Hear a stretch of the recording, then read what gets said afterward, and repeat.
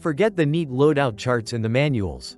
In 1944, airborne troops hit the ground scattered, wet, and short on time. Holes had to appear fast. Wire had to disappear fast. And the tools that were authorized were often the ones you couldn't find after the drop. Regulations tried to standardize weight and issue. Combat standardized something else. Whatever worked, whatever fit, whatever could be carried. These are the 7-band fortification tools US Airborne used in Europe, 1944 to 1945.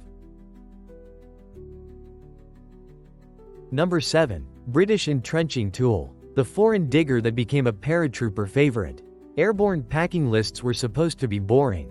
A standard US entrenching tool, if you carried one at all, and only within tight jump weight limits. Commanders wanted uniformity because uniformity survived parachute drops. Extra kit meant extra injuries and lost equipment. Normandy wasn't uniform. In the hedgerows after June 6, 1944, men from units like the 82nd Airborne's 505th and 508th PIR were digging in wherever they landed: ditch lines, orchard edges, field corners. A compact British entrenching tool could ride tighter on web gear and come out faster. Some were picked up through pre-invasion cross-loading, some through trades with nearby British troops, and some simply because a British pattern tool was what the supply sergeant could get. When it worked, it meant a lower silhouette in minutes, not hours, fast enough to matter when German mortar fire started walking in. When it didn't, the better tool became one more orphaned piece of gear, lost on the DZ or snapped at the hinge under rocky ground. In a drop where seconds mattered, even a small mechanical failure could cost sleep, concealment, and blood. Number 6. Oversized engineer shovels. The big diggers no jumper should have had. Airborne doctrine treated weight like physics, not preference. Every extra pound increased landing injuries and reduced mobility after the drop. Engineer tools were meant to be compact, shared, and rationed enough to start a position, not enough to build a comfortable one. In the Ardennes winter of 1944-45, comfort wasn't the point. Speed was. Around Bastogne, elements of the 101st Airborne Division dug in fast on frozen, root-tangled ground, often along tree lines and in shallow folds that offered a little concealment.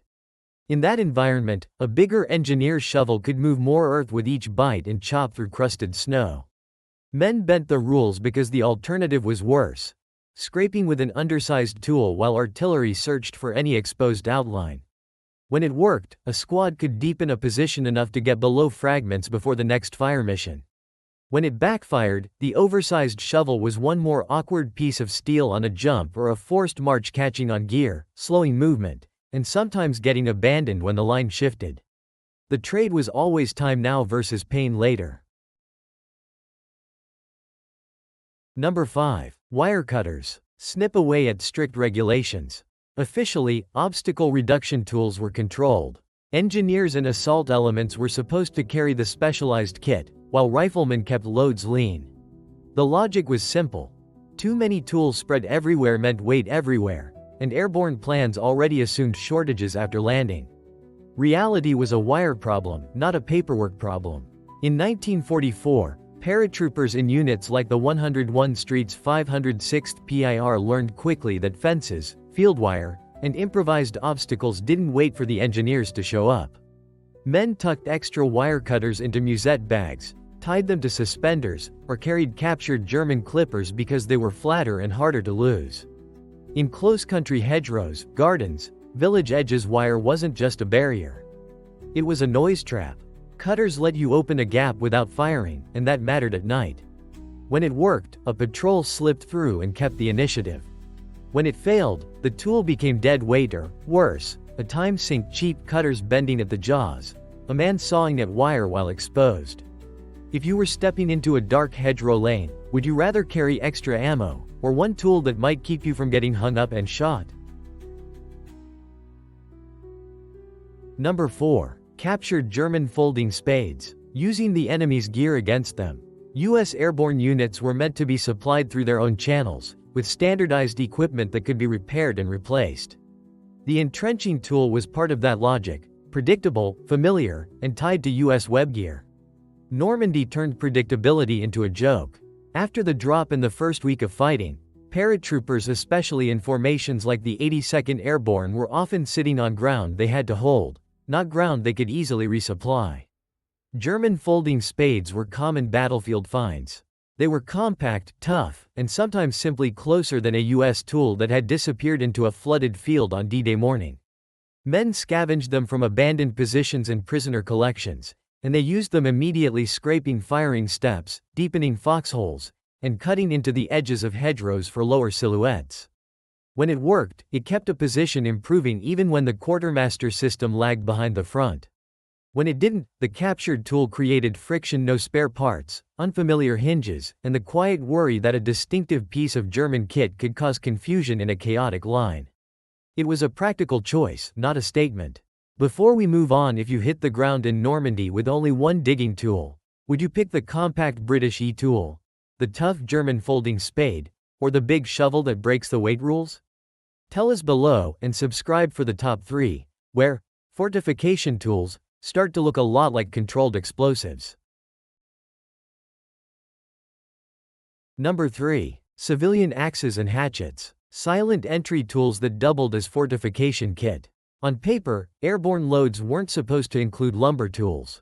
If you needed to breach, clear, or build, the assumption was engineers issued equipment and controlled distribution.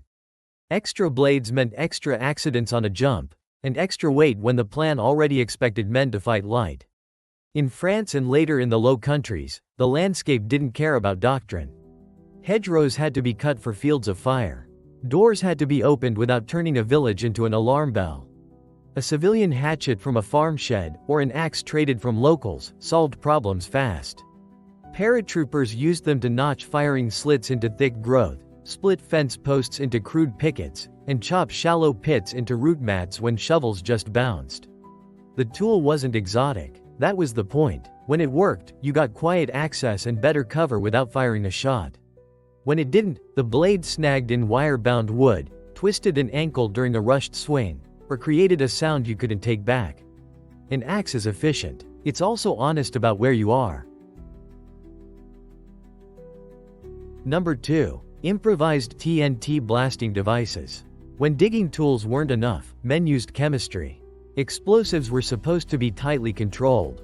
TNT blocks, detonators, and fuse lengths had issue rules for a reason: misfires, accidental detonations, and the simple fact that one careless pocket could erase a squad. Field manuals treated demolition as an engineer job, not a rifleman hobby. But airborne units carried explosive anyway: gammon grenades, satchel charges, spare blocks for bridges and road obstacles. In 1944-45, when a position needed depth fast and the ground fought back rubble, frozen crust, hard-packed roadbeds, men improvised. TNT blocks got taped or wrapped into small charges. Det cord and time fuse became timers. A shallow starter pit, a tamp block, then a blast to loosen earth and stone so shovels could finally move it. It wasn't about theatrics. It was labor saving under fire. When it worked, a crater became the beginning of cover in minutes. When it failed brutally. Blown dirt in faces, concussions, bad fuse math, or a charge that collapsed the very edge you meant to hold. The shortcut always had a price. Number 1. Unauthorized sandbags and earth barriers.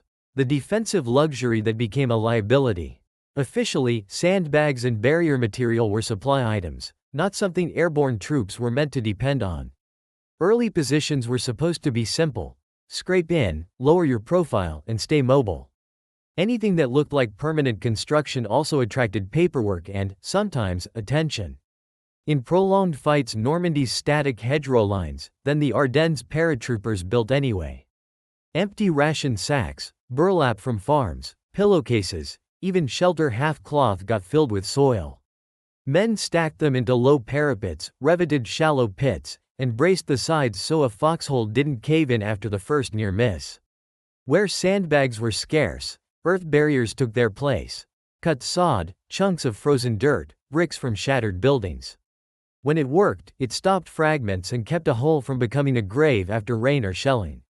When it backfired, the improved position advertised itself: square edges, fresh dirt, neat walls giving enemy observers an aim point.